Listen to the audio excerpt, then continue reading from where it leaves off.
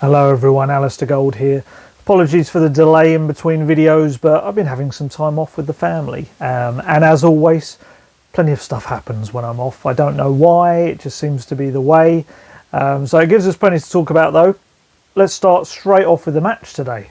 After a month away from the Tottenham Hotspur Stadium, we had a game there. I was there this afternoon. Tottenham taking on Ipswich in their essentially first match of the 2020-21 season. And you know what? It wasn't bad. It wasn't bad. As friendlies go, you can never read too much into it, although myself and many others love to. But as a first match back, it was decent, especially first half. There was probably more to take from it. Second half was how friendlies always get, slightly fragmented, lots of changes, things like that. But let's start with that match today because I think there was enough to take out of it, little bits and pieces. As you will have known, if you haven't seen already, it was 3-0, Spurs won. All of those goals came in the first half. Pretty much, I'd say the starting 11 were the main first team players that are back in pre-season training. All the others, there were other players at Hotspur Way today, I was told, who are kind of in different stages of coming back. And there's others we know, like Harry Kane, who's obviously going through his isolation period. It's all a bit confusing, that, because I spoke to the government a few weeks back when I noticed Toby Alderweireld was in Belgium and asked exactly that question. Do players coming back have to isolate if they've been to a country that isn't in one of these corridor countries, as they call it? I think it's a travel corridor where they can come back without isolation. And the government kind of essentially told me that they didn't have to because they were elite sportsmen. The clubs are taking it in a different way though, and which is why we've got the case of Kane obviously has been abroad. I'm trying to remember if it was Bahamas or where he went exactly, but wherever it was, I think it was on August the 8th or something, it suddenly changed. It became a country where you had to quarantine when you came back. And so thus Kane is going to miss a little bit of pre-season because of it. Obviously he'll be keeping fit, no doubt, at home, but it's a strange one because for me you kind of think, why can't they just do tests and once they've done the test come back to training? It's all a bit strange. I think where it slightly changes in the wording of stuff is that the interpretation apparently is that it's if you're going abroad for team or work reasons, then you can come back and you don't have to isolate. But obviously these players are going on holiday and things like that. But it's only certain countries, obviously. But there were the main 11 that started today were the ones that, have got that little bit extra fitness. Others like Tanganga, I think, was back at Hotspur Way, just working on his fitness. Obviously, he had that back problem, didn't he, before? A lot of people ask me about Dele. Club weren't saying too much. They weren't going into specifics of who was at Hotspur Way and who wasn't. There's been some talk that possibly Dele is still getting treatment on that knee injury back in France. We're yet to get that firmed up, so I don't really want to say either way because, as I've always said, I'd rather we get these things spot on rather than speculating about stuff. But I certainly know, there were players training at Hotspur Way, first team players who just weren't involved today, and it was felt better that they trained. So, you can probably try and work that out for yourselves. One thing I wanted to start off with, because it absolutely made me smile at the stadium today, was looking at the warm-up and watching just how involved Ledley King was. There's going to be a part of you, there was a part of me that obviously was slightly worried that perhaps the Ledley King appointment was going to be more of a PR move, something, look at this club legend coming in. If you watch that warm-up today, anything but. This guy is working with the defence, and it was brilliant to see. I kind of first noticed it because I saw him talking to Alderweireld out on the pitch, and my goodness, he was so animated. He was like this and pulling him this way and saying, look, this is what you need to do in this. And he was twisting, turning, and kind of almost going through what Ledley King would do in certain scenarios. And you could see Alderweireld, this is a guy who's in his 30s. He's been there, he's played in semi-finals at the World Cup, he's played in Champions League final. But he was absolutely focused and listening and soaking it all up because players know, one knee or not, Ledley King was one of the best defenders out there. I always remember Thierry Henry saying he was the best defender he ever faced. And so just looking at Alderweireld, absolutely fully taking it all in, was just brilliant. And he was also working with Foyth, because the back four today was Foyth and Alderweireld in the first half together, Ben Davies on the left and Gedson Fernandes as the right back, who we'll come to in a little bit. But yeah, Ledley King was talking to all four of them, working with them. He was even doing a bit, he was throwing balls into the air for the centre-halves to head on, and Gedson and Davies, but also going through very specific things. And later on, I saw him on the touchline with Mourinho, Ledley King, and they were going through flipboards of tactics, and it's very involved. So no way is this guy coming in as a PR exercise. He's a fully paid up member of that coaching team. And, you know, I know it was Ipswich, and obviously it's early days of pre-season, but I would say Ipswich, I think, were 2 weeks ahead of Spurs. They came back. Ipswich didn't have a meaningful shot on target, and hey, I'm going to throw credit Ledley King's way. Why not? In his first official game of coaching capacity. And yeah, I love that. I'm not going to go too down that road, because I've spoken about it before with Ledley, how much I feel this is his now chance to get rid of the what if and show what he can be as a coach and maybe a manager one day. And so that was lovely for me to see him kind of working so closely and having, you know, such experienced players as well listen to him, as well as the younger players. He was constantly talking to, again, we'll come to this, but a lot of academy players were in that squad today, and he was really talking them through stuff as well, hugging them after the final whistle. It's brilliant, and I love it. And it just, I don't know, it just, at a time when, you know, in the world maybe there's not a lot of good feeling, something like that just absolutely just made me smile, and I love it. So let's go straight to the debut man. Pierre-Emile Hojbjerg played well. Really interesting. I think a lot of people maybe were surprised at the way he played, because we know he's not an absolute archetype for the defensive midfielder role, but we've kind of we know about his ball recovery, you know, best in the Premier League last season and all that, but actually his role today was very advanced. He was like an advanced pressing kind of animal in a way. He was constantly just patrolling in the opposition half, and that was maybe, you know, that's where he gets a lot of his ball recoveries perhaps. He was constantly hassling and harrying, and he was playing with Harry Winks, and if anything, Harry Winks was playing as the anchor man. And it was just allowing Hojbjerg getting up there and getting in people's faces and breaking everything they did down. And it worked a treat. I mean, the second goal was very much because Dele Alli had pressed the keeper played a ball out, and Hojbjerg came from nowhere, slid in, took the ball, gave it back to Alli, who set up Son to finish. He played well. He doesn't stop talking. You can see the leadership on the pitch. He very much is a guy who constantly talks, constantly is applauding other players, encouraging them. He is, you know, he's a potential captain, of course he is. And I just like the way I thought he and Winks had a good little partnership going on. I'll be interested to see whether that's a regular thing we see, because I do wonder, against some teams it's going to work really well. Maybe some teams where you want to really let loose with your attacking, perhaps not the both of them. Maybe you play a Lo Celso and Dembele alongside him. But yeah, it'd be interesting to see whether, when he's playing with different people, maybe more attacking midfielders, whether he does withdraw slightly. But, you know, I thought he played really well. That pressing suits Spurs' strengths. We saw it under Pochettino. You know, I think Hojbjerg would have been a great player under Pochettino as well. But Mourinho looked absolutely made up with him. I was watching his interview after the game he was doing on the pitch.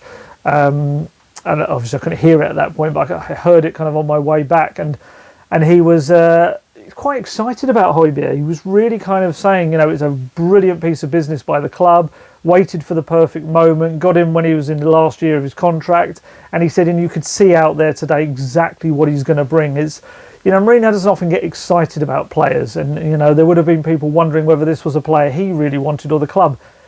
The way he spoke about him certainly sounded like a player that he's looked for, and from everything I've heard, he's a player that Mourinho wanted as well, and actually wanted him back in January. He's a Mourinho player. You can see the way he is, the way he acts, the demands he places on himself and teammates. And bearing in mind he's only just turned 25, I think he's a really, really good signing for Spurs. No, I mean, if you get to see highlights, or you did get to see the game, you would have seen it today. He doesn't stop moving. You know, he doesn't stop instructing, pointing.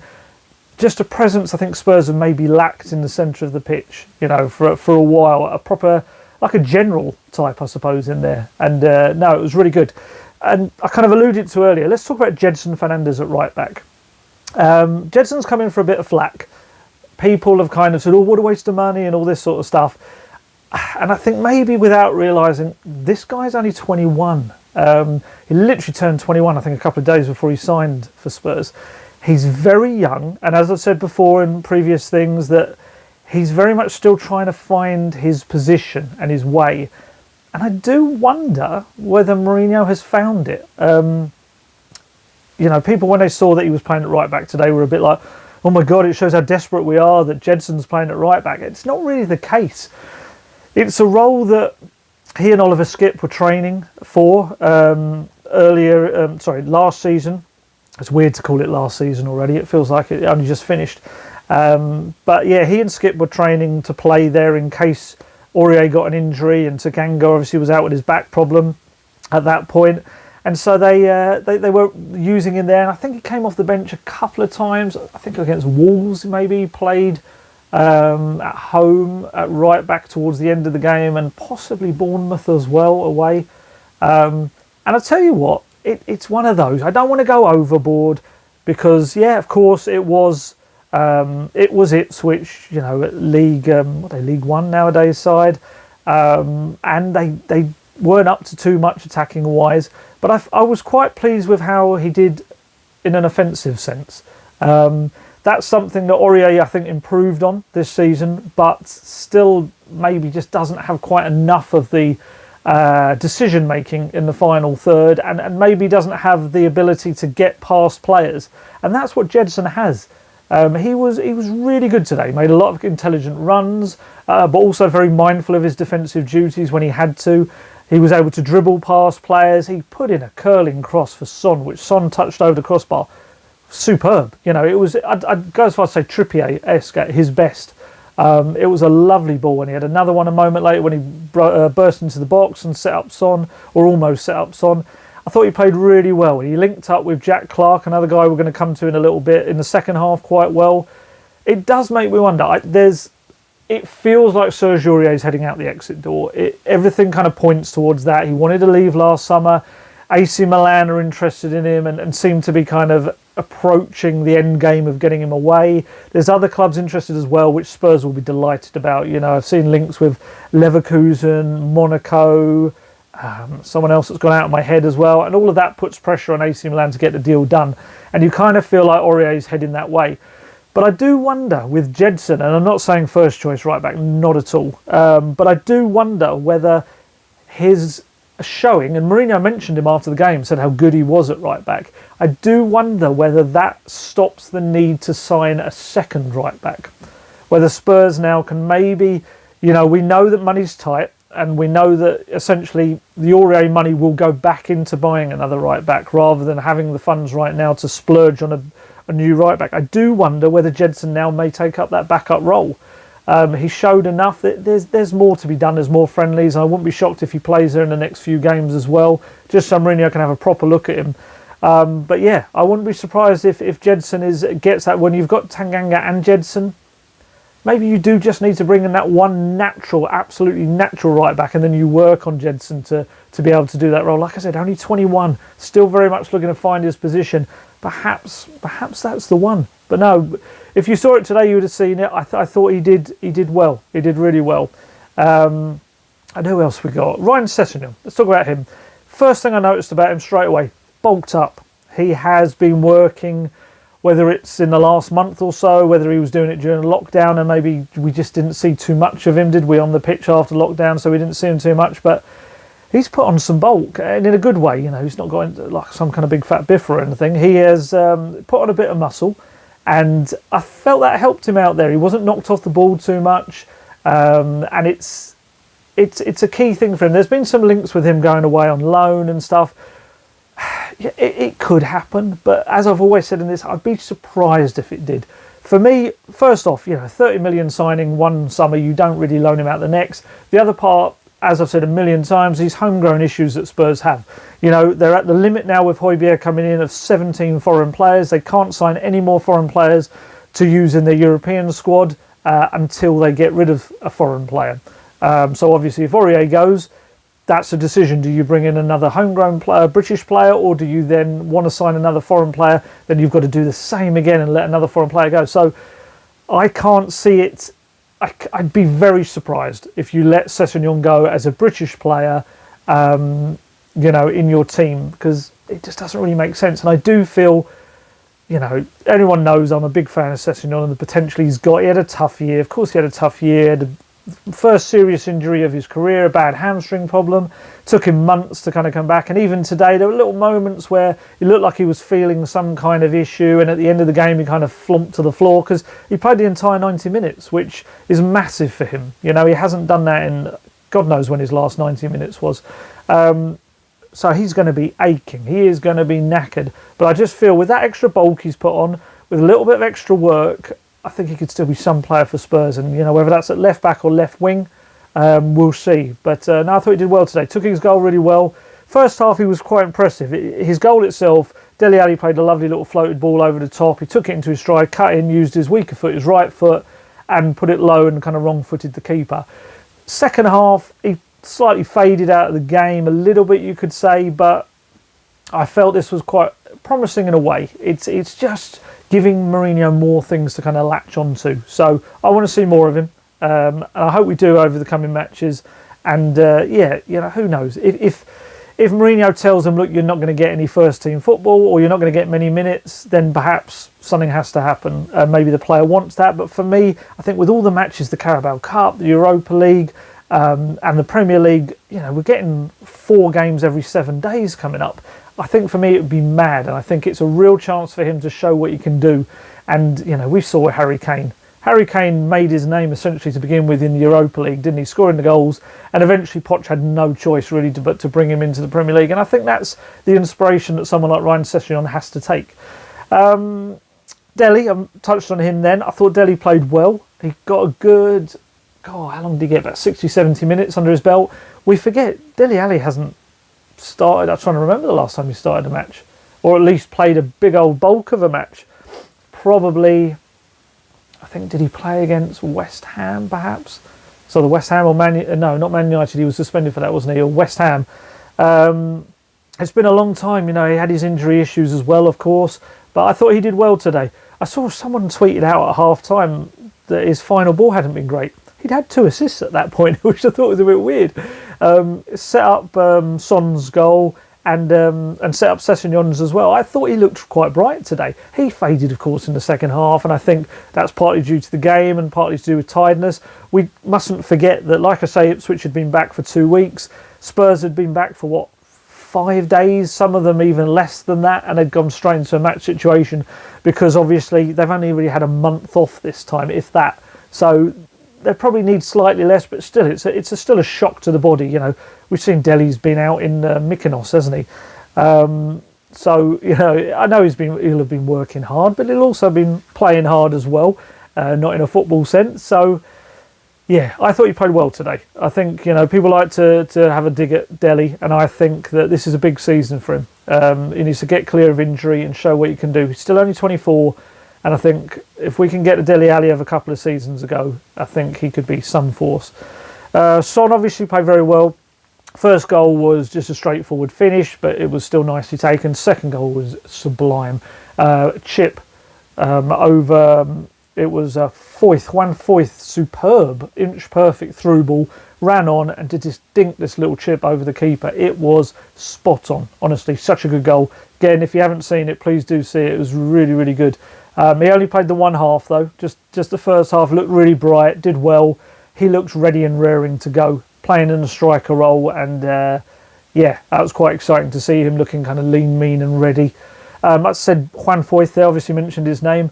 I thought he played well. He had this, it's horrible to say, but it was a classic Foyth kind of performance in that he did a lot of really good things, mopped up a lot of good things, and he just had this one little daft moment about maybe 10 minutes in, where he just kind of looked up and accidentally took an extra touch on the ball that I don't even think he meant to take, and it gave the ball away.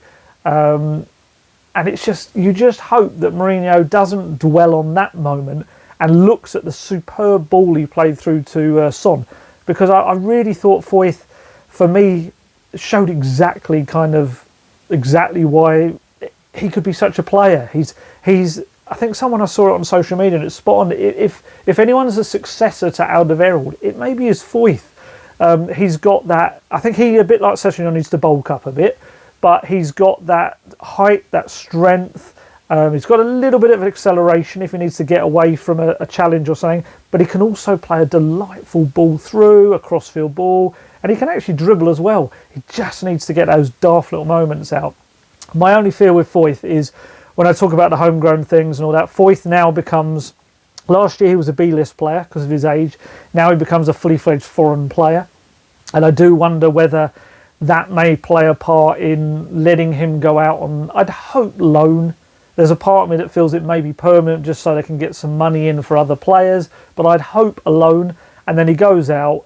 Spurs obviously free up a foreign player spot for someone else, and he gets to play regularly week in, week out, because I think in that scenario he'd come back a year later such a good player if he had that experience. I think he, another one, hey, we all moan about players, but I think Foyth's one, we kind of forget he's young and needs to develop, and he almost needs to get these mistakes out of his system. You know, all the great defenders, when they were young, would have made silly mistakes, and I'm not saying he's going to be great, although Pochettino did say he could be one of the best defenders in Europe. I do think there's a hell of a lot of potential, though. So he played well. We had another debut. Joe Hart played about 25 minutes, half an hour, the second half. Again, like Lloris before him and Gazzaniga after him, didn't have much to do. The one main thing you hear is he doesn't shut up. He just constantly is shouting, instructing, move to the right, move to the left, man behind you, get ready, he's coming over the top, all of the stuff like that. And without fans, you can hear all of this. And what I would say, obviously, with the defence at that point that had Hojbjerg obviously was in there, but at that point it had Dennis Sessegnon on the left, Cameron Carter-Vickers alongside Hojbjerg, and then Gedson. So you're talking about, an 18-year-old, 22-year-old, 21-year-old, and obviously Hojbjerg. They needed that kind of instruction and leadership. And, I want to talk about Joe Hart. I'd seen a lot of people come in with maybe it's just a social media thing, but they came in with oh yeah, that's a signing to take us to the next level, isn't it? I kind of think in a weird way it is, but maybe not as directly as you'd immediately think. I really don't think it's a bad deal at all. I think it's actually quite smart. He's rumoured to be reportedly about 27 grand a week, which I think is about half of what Michel Vorm was earning. He's a British player. He's an England international with something like 75 caps. He's played in massive matches in Europe. He's won 2 Premier League titles. It's a bit like, for me, he's a leader.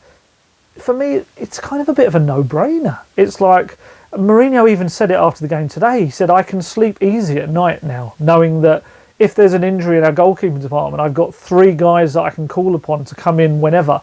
There were some thoughts that maybe Gazzaniga was going. It didn't sound like that the way he was talking. I don't think Hart's a bad deal at all. Obviously there's questions over how good he's been in recent years, but he's still only 33. I think, is he maybe slightly younger than Lloris, or roughly the same age anyway?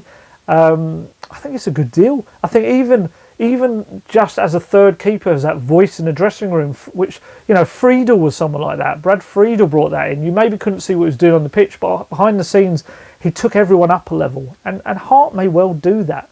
I think we obsess slightly about that first 11, and I get why. But sometimes you've got to understand, when Mourinho talks about a balanced squad, it means stuff like that as well. Having leaders and characters and people that aren't going to put up with crap behind the scenes or on the pitch, at any point. And I do feel in Hojbjerg and Hart, they brought in 2 real characters like that. And I do think it's a mentality thing that Spurs have suffered from. So addressing that, I've got no issue with that at all. And as a second or third choice keeper, I think it's a really good deal. He's free. I can't stress that enough. He's cost no money to sign, other than a much cheaper wages than the third keeper before him was on. Some people have said, I'd rather have Alfie Whiteman or Brandon Austin getting third choice keeper. What you mustn't forget is keepers of their age, what are they, 21? They need to play football. Third choice keeper is probably not going to play football. Get them out on loan. Austin had he played at Viborg in Denmark last season, in the second half of the season. Did really well, increased his development. He became an England under-21 keeper just before he went, I think it was. And the same for Whiteman now. Let's get him out, get him on loan, get him, we've seen with Dean Henderson what can happen. They can go out, they develop, and they'll come back a much better keeper. And then those kind of players can actually challenge Lloris in the future, rather than just be a potential cover. I think it's a win-win scenario, so I don't get the issue with it. Let's talk about the younger players. I kind of touched on some of them who were playing defence. There was one point I looked up in the second half, and it just kind of struck me that every player, barring Ryan Sessegnon, who's only 20, in the opposition half for Spurs, was a teenager. It was such an incredibly young lineup.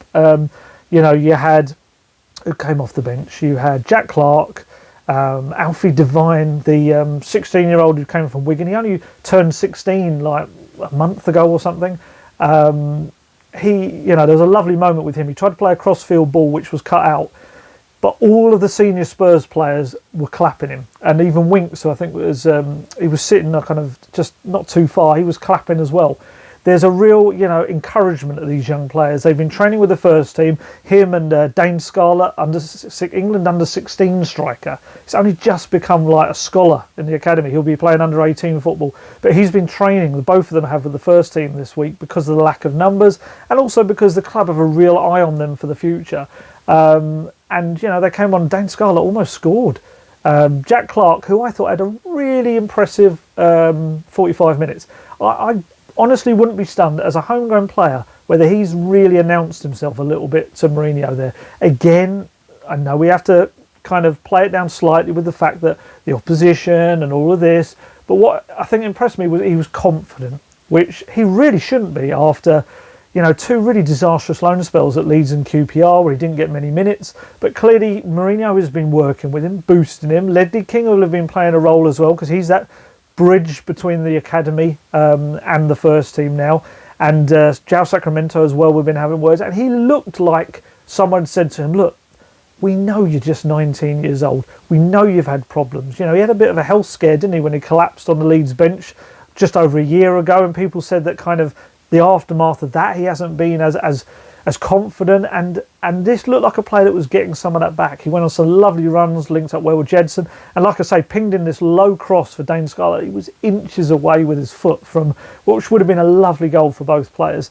Keep an eye on Jack Clarke. My initial thoughts had always been that he'd be loaned out, but there was a real sense that people were telling me that Mourinho would definitely have a little look at him in this pre-season and then decide. And again, like I say with all these young players, you had Alfie, you had Jamie Bowden, Harvey White, Cameron Carter-Vickers, had that terrific loan spell at Luton, helped keep them up from a position that no one thought they would. And he's come back, and I think Mourinho will have a little look at him as well. Another player who's a homegrown player. So he'll have a look at him, and I thought, yeah, Jack Clarke, a player I thought might go out on loan. You never know now. Because what we mustn't forget, I've said it before, all these massive cluster of fixtures coming up. I think Spurs are going to take advantage of the fact that added on the end of this transfer window is this little bonus window where the Premier League can deal with Football League clubs. Only one way they can give players, sell players or loan players to EFL clubs. So I do wonder whether over the next month when you've got, if they're successful, the Europa League second qualifying round, third qualifying round, playoff, and you've got 2 Carabao Cup rounds that also come in. So you can have matches on potentially a Saturday, Tuesday, Thursday, and Saturday or Sunday again.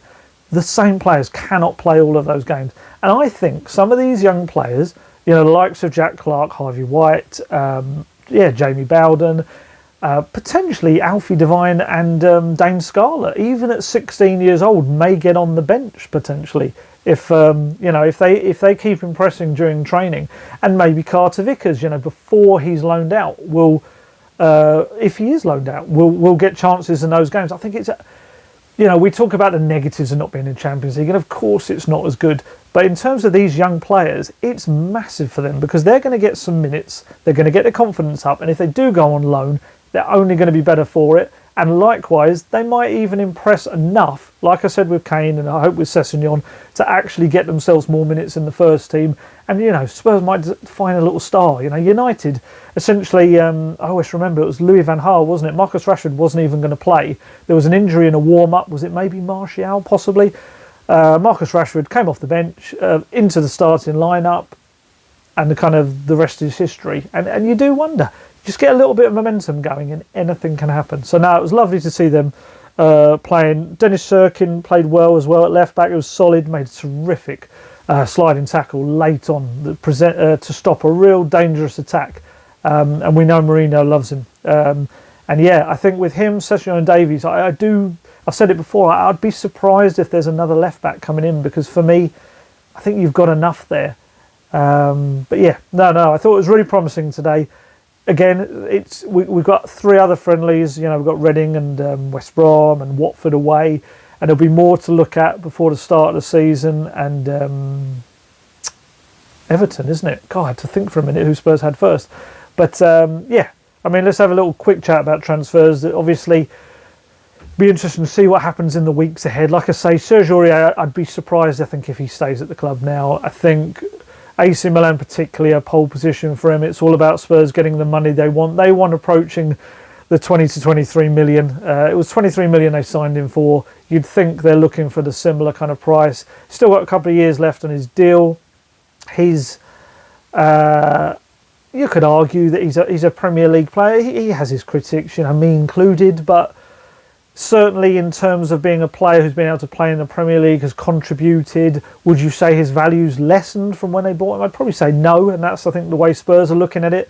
So if Spurs can get their money back on him and then can bring in, you know, we know the players have been looking at Max Aarons, obviously from a homegrown angle, Castagna from Atalanta, Celik is on that list as well, the Lille right back. There's been talk that they're looking at an older right back as well. We're not entirely sure who that is, but some talk that it may be Wolves' Matt Doherty. It's 28, but I just feel with him, I think he's got 3 years left on his deal. I think that would be, you'd have to pay a fair wedge to get him out of Wolves right now. You know, he's a good player. You know, I think we've seen Chilwell, obviously, other side of the pitch, but looks like going to Chelsea for 50, 60 million, and I don't think Spurs have got the money to do big deals. I think will probably spend whatever they get for Aurier on this deal, or try to spend less. You know, it's Tottenham, and yeah, I think there's a few options there. It'll be interesting to see who they do go for. And like I say, I do think they're probably edging towards a scenario now where they don't need 2 right backs, which is a massive help to them. I've had lots of people asking me about Leon Bailey, because I think, how do I say, I don't want to be too critical of anyone, but I'm always a little bit wary of odds and how suddenly they can fluctuate. You know, some cases, of course, they're right. I mean, like Joe Hart, obviously the odds on him coming to Spurs suddenly tumbled. With Leon Bailey, I do wonder, sometimes certain markets serve themselves, if you see what I mean. Leon Bailey for me would be a strange one. He's been someone Spurs have been linked with for a while. My issue with it mainly, I think he's a player that Spurs have watched from what I've heard. He certainly is a talented player, get me wrong. I just wonder whether he's a priority signing this year. You look at him, he's a winger. Spurs have got a hell of a lot of wingers. He would cost very decent money. And again, not a homegrown player, so you'd have to have another foreign player. You'd maybe have to look at moving someone on like a Lamella or a Lucas, which I think with Lucas is probably unlikely. Lamella, you'd have to get in a big bid, and maybe with his injuries they'd take it. But Leon Bailey, to me, you know, I could be completely wrong, and it could happen, and it may just be a bit like Bergwijn, that someone incredibly talented they've been watching for a long time and just waiting for the right moment, and you know, they just say, to hell with the fact that we've got lots of wingers, we have to get him in at this moment. But for me, there's other priorities. I would be kind of surprised with that one. I've got to address Gareth Bale, as I do in every video, because it's Gareth Bale, so he's constantly going to be Tottenham linked. There's always going to be a moment where some foreign press or something says, oh, he could come, but we can never get away from the fact that Gareth Bale earns around £625,000 a week. He doesn't need to throw away any money. He doesn't want to throw any money away a week. He's not going to do anything for the love of the game. His agent just a few months ago, when was the January window when he was linked with Spurs, laughed at the thought of him going to Spurs and said he actually went as far as saying he wouldn't go to Spurs, as in, I think because his agent, I think there's some kind of Arsenal, maybe he's an Arsenal fan, I think he said. It was just essentially laughed off, but yet it always is constantly brought around. I get the need to have him back. I get as in from the fans. I get it from a marketing point of view and all of that. And I also get that Mourinho wanted him at Spurs, from Spurs, and I think he came just after Mourinho had gone in the end. But he's in his 30s. He would cost so much. We're talking about 3 times the salary of Harry Kane a week. And, you know, there would be a transfer fee involved as well. They're not going to let him go for free. They were almost going to let him go to free to China, and then they changed the terms of the deal because they suddenly thought we can't actually let him go for free, and the Chinese club has gone out of my head completely, just called the deal off. You know, I think if Bale goes anywhere, it will be somewhere like China. For him, he's very happy where he is in terms of his life. He's paid incredible amounts of money. He plays golf, has sunshine. I don't think he's a guy that is absolutely desperate to down tools in Madrid and just get any job he personally can. I find it. People know my thoughts on the Bale deal. I'm not going to harp on. I end up just sounding like a ranty old man. But other things. Obviously, a striker. There's been talk that one of that's kind of progressing. Spurs are looking at a lot of strikers out there. They've got so many different players they're looking at. Again, the homegrown issue comes into it. You know, Callum Wilson at Bournemouth is certainly someone they're interested in, but it's about getting that price down. You know, there's been talk of 30 million or so for Wilson, who's he's an England international, struggled slightly last season, but he played the whole season, which is something with previous injury issues he hasn't. I find it quite weird with the Bournemouth valuations. You know, we've seen Ake go to City for something, 40 million? I've seen Wilson linked for a 30 million move, Brooks linked for 25 million or so, King 25 million. If all of these figures are to be true, Bournemouth got relegated with like a 300 million pound team. How did that happen? It's mad. But yeah, Wilson's one they're looking at. I think they're looking around, as they did in January, at some experienced kind of target man types. Milic certainly. Milic is one at Napoli. You kind of get the feeling he wants to move to Juventus, though. Who else we got? There's a Russian striker that they looked at. Arte. I've completely forgotten his name. You'll know who I mean. The Russian striker. He's 30 or 31.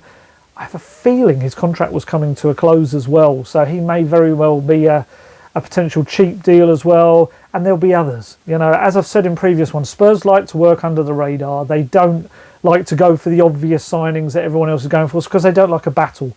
You know, Joe Hart pretty much came out of the blue, didn't it? No one really realised that was happening because they do that. You when you get the kind of a real instinct or an indication that a deal is kind of happening, it means it's pretty much advanced with Tottenham because they just know financially they can get blown out the water by other teams. So they're very, very kind of try to keep things under their hat as much as you can in this football world. But yeah, I'd be surprised if they don't keep trying to go for Wilson. I think it makes sense on so many levels. He's only 28, knows the Premier League inside out, and I think for him, he'd be willing and happy to come to Tottenham at this stage in his career. It'd be a step up. And I like him. Like I said, a tough year last year, but I think under Mourinho, maybe playing in partnership with Kane, backing up Kane, like I said, so many games to come. He will get minutes, and I think it's just over Spurs and Bournemouth can get that deal done. Who else we got? I'm trying to think of other positions.